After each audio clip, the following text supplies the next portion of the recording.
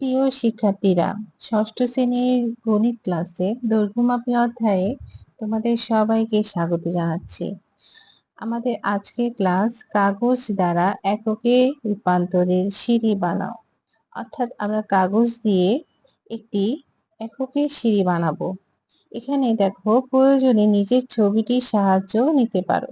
এখানে আমরা একটা ছবি দেখতে পাচ্ছি, যার একদম নিচে আছে মিলিমিটার, তারপর centimetre, decimetre, metre, decametre, hectometre, kilometre. অর্থাৎ সবার উপরে আছে কিলোমিটার এবং একদম নিচে আছে মিলিমিটার। এই অংশটা আমরা গত ক্লাসে আলোচনা করেছিলাম। তাহলে এই এককের এই সিঁড়ি থেকে আমরা কিভাবে কাগজ দিয়ে ধারাবাহিকভাবে সেটা বানাবো, সেটাই আজকে আমরা দেখব। আর এটা বানাতে হলে আমাদের ক্যালেন্ডারের একটি শক্ত কাগজ লাগবে। অর্থাৎ তোমরা ক্যালেন্ডারের একটি কাগজ নিয়ে নিবে, যেটা খুব শক্ত এবং যার অপর পৃষ্ঠাটা একটু সাদা। তাহলে আসো, আমি তোমাদেরকে একটু দেখাচ্ছি। দেখো শিক্ষার্থীরা, আমি একটি ক্যালেন্ডারের পেপার নিয়ে নিয়েছি, যেটাকে আমরা এইভাবে ভাঁজ করব। অর্থাৎ এইভাবে আমরা এইভাবে, দেখতে পাচ্ছ তোমরা, এরকম করে আমরা সোজা একটা কাগজকে আস্তে আস্তে এরকম করে করে ভাঁজ করে নিব। ভাঁজ করে নিলে তারপরে দেখবে এটা একদম সিঁড়ির মতন হয়ে যাবে। এই দেখতে পাচ্ছ, একদম সিঁড়ির মতন লাগছে। এভাবে আমরা একটি প্রথমে কাগজের সিঁড়ি বানিয়ে নেব এবং এর প্রত্যেকটি ধাপে আমরা এই আমাদের যেগুলো আছে মিলিমিটার এককগুলোর নামগুলো লিখবো। মিলিমিটার, সেন্টিমিটার, ডেসিমিটার, মিটার, এগুলো আমরা প্রত্যেকটি এক একটি সিঁড়িতে নামগুলো লিখবো। দেখো প্রিয় শিক্ষার্থীরা, এখানে আমরা সিঁড়িতে নামগুলো লিখেছি। এর একদম নিচে দেখো, এখানে একদম নিচে প্রথম সিঁড়িতে আমরা লিখেছি মিলিমিটার, তারপরের সিঁড়িতে আমরা লিখেছি সেন্টিমিটার, তারপরের সিঁড়িতে আমরা লিখেছি ডেসিমিটার, তারপরের সিঁড়িতে আমরা লিখেছি মিটার, তারপর ডেকামিটার, তারপরে হেক্টোমিটার, তারপরে কিলোমিটার। এভাবে আমরা সিঁড়িতে প্রতিটি এককের নামগুলোকে লিখে ফেলবো। যার একদম নিচে থাকবে মিলিমিটার আর একদম উপরে থাকবে কিলোমিটার। দেখো শিক্ষার্থীরা, একদম সিঁড়ির মতন দেখতে একটি এককের সিঁড়ি। আমি আশা করছি তোমরা এইভাবে একটি কাগজের সিঁড়ি বানাতে পারবে, যেখানে আমাদের এককের নামগুলো ধারাবাহিকভাবে লেখা থাকবে। এবার দেখো আমাদের নিচের অংশতে কি বলছে। অষ্টাদশ শতাব্দীতে ফ্রান্সে প্রথম এই পদ্ধতি চালু হয়। বাংলাদেশে 1 জানুয়ারি 1982 সাল থেকে ম্যাট্রিক পদ্ধতি প্রবর্তন করা হয়। এই পদ্ধতিতে দৈর্ঘ্য পরিমাপের একক হিসেবে মিটার, সেন্টিমিটার, কিলোমিটার চালু রয়েছে। তোমরা জেনে অবাক হবে, বিভিন্ন সময় বিজ্ঞানীরা দৈর্ঘ্যের একক মিটার বা সেন্টিমিটারকে বিভিন্নভাবে সংজ্ঞায়িত করেছেন। বিজ্ঞানের উন্নতির সাথে সাথে মিটারের সংজ্ঞারও পরিবর্তন হয়েছে। প্রায় 200 বছর গবেষণা করে বিজ্ঞানীগণ 1983 সালে মিটারকে নিম্নরূপে সংজ্ঞায়িত করেন: 1 সেকেন্ডে 29,97,92,458 ভাগের 1 ভাগ সময়ে আলো যতটুকু দৈর্ঘ্য ভ্রমণ করতে পারে। আধুনিক বিজ্ঞান মিটারের এই সংজ্ঞাটিকে সর্বাধিক মৌলিক হিসেবে স্বীকৃতি দিয়েছেন। এই সম্পর্কে বিশদ আলোচনা তোমরা পরবর্তী শ্রেণীতে জানতে পারবে। অর্থাৎ তোমরা যখন ষষ্ঠ শ্রেণী থেকে অন্য শ্রেণীতে উন্নতি করবে, তখন তোমাদের এই বিষয়ে আরো বিস্তারিত আলোচনা করা হবে।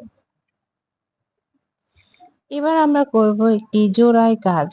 শিক্ষার্থীরা স্কেল বা ফিতার মাধ্যমে একে অপরের উচ্চতা পরিমাপ করবে। অর্থাৎ তোমরা তোমাদের বান্ধবীদের বা সহপাঠীদের একজন আরেকজনের উচ্চতা মাপবে। সেটা স্কেল দিয়েও মাপতে পারবে অথবা ফিতা দিয়েও মাপতে পারবে। প্রথমে সতীর্থের উচ্চতা যে কোনো এককে অনুমান করে লিখে রাখবে, অর্থাৎ তোমার যে বন্ধু আছে বা সহপাঠী আছে তার উচ্চতা তুমি প্রথমে অনুমান করে নিবে, তারপর সেটি একটি কাগজে লিখে রাখবে। এবার স্কেল বা ফিতার মাধ্যমে মেপে পাওয়া উচ্চতার পরিমাণকে সেন্টিমিটার, মিটার ও ফুটে প্রকাশ করবে। তারপর তুমি যেটা অনুমান করে লিখে রেখেছো সেটা তুমি সেন্টিমিটার, মিটার এবং ফুটে প্রকাশ করবে। তারপর অনুমান করে পাওয়া উচ্চতা, যেটা তুমি আগে অনুমান করেছিলে এবং যেটা তুমি স্কেল দিয়ে মেপেছিলে, এই দুইয়ের মধ্যে যে পার্থক্য উচ্চতা থাকবে তা নির্ণয় করবে। দেখো আমরা কাজটা একটু করছি। আমাদের সতীর্থের যে উচ্চতা বা তোমার সহপাঠীর যে উচ্চতা তুমি অনুমান করেছো, মনে করো সেটা 5 ফুট 4 ইঞ্চি, অর্থাৎ তোমার সহপাঠীর উচ্চতা 5 ফুট 4 ইঞ্চি, এটা তুমি অনুমান করেছো। তাহলে তুমি অনুমান করে যা পেয়েছো সেটা তুমি প্রথমে কাগজে লিখে রাখবে। তারপর তুমি ফিতার মাধ্যমে মাপবে বা স্কেলের মাধ্যমে মাপবে। মেপে যখন দেখলে যে না সেটা 5 ফুট 5 ইঞ্চি, তাহলে তোমার অনুমান এবং বাস্তবিকের মধ্যে যে পার্থক্য সেটাই তুমি পার্থক্যের কলামে লিখবে। তাহলে এটা হচ্ছে বড় সংখ্যা 5.5 থেকে 5.4 বিয়োগ করে তুমি পাবে পার্থক্য 0.1। ফুটকে তুমি আবার সেন্টিমিটারে পরিণত করবে। তাহলে আমরা জানি 1 ফুট সমান 30.48 সেন্টিমিটার। তাহলে আমরা এই 5.4কে কিভাবে সেন্টিমিটারে নিব?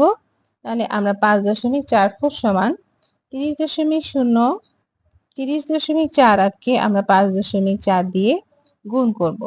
তাহলে আমরা পাবো 164.592 সেন্টিমিটার। সেটাই আমরা এই সেন্টিমিটারের ঘরে লিখলাম। তারপরে 5.5, অর্থাৎ 5.5কে তুমি যদি এখন ফুটে সেন্টিমিটারে পরিণত করতে চাও, তাহলে আমরা এই 5.5কে 30.48 দিয়ে গুণ করব। তাহলে আমরা পাবো 167.64 সেন্টিমিটার। এটা আমরা এই ঘরে লিখলাম। এবার দেখতে পাচ্ছি আমরা এই 167.64 বড়, এবং এই বড় সংখ্যা থেকে আমরা ছোট সংখ্যাটিকে বিয়োগ করব। তাহলে আমরা পার্থক্য পাচ্ছি 3.048 সেন্টিমিটার। এবার আমরা সেন্টিমিটার থেকে মিটারে পরিণত করব। তাহলে আমরা জানি যে 1 ফুট সমান 0.3048 মিটার। তাহলে 5.4 ফুট সমান 0.3048 কে আমরা 5.4 দিয়ে গুণ করব। তাহলে আমরা পাবো 1.64592 মিটার, যেটা আমরা এই ঘরে লিখেছি। আবার তুমি চাইলে 164.592কে 100 দিয়ে ভাগ করেও মিটারে পরিণত করতে পারবে। আবার 167.64কেও 100 দিয়ে ভাগ করেও 1.6764 পরিণত করতে পারবে। আবার তুমি এভাবেও পারবে যে 5.5 ফুটকে যদি তুমি 0.3048 দিয়ে গুণ করো, তাহলে তুমি 1.6764 মিটার এই অ্যামাউন্টে আনতে পারবে, অর্থাৎ সেন্টিমিটার থেকেও তুমি মিটারে পরিণত করতে পারবে।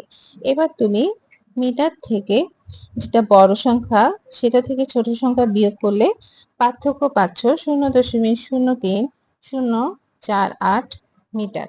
তাহলে শিক্ষার্থীরা আমরা এইভাবে আনুমানিকভাবে আমরা যা পেয়েছি তা থেকে আমরা আমাদের স্কেল বা ফিতার মাধ্যমে যে বাস্তব উচ্চতা পেয়েছি সেটা ফুট থেকে সেন্টিমিটার এবং সেন্টিমিটার থেকে মিটারে রূপদান করতে পারবো। আশা করি তোমরা এই অংশটি ভালোভাবে বুঝতে পেরেছো। তাহলে আমাদের আজকের ক্লাস এখানেই শেষ হচ্ছে। পরবর্তী ক্লাস দেখার আমন্ত্রণ জানিয়ে তোমাদের সবার কাছ থেকে আজকের মতো এখানেই বিদায় নিচ্ছি। আর তোমরা সবাই আমার চ্যানেলটি অবশ্যই সাবস্ক্রাইব করে নিবে। সবাইকে ধন্যবাদ।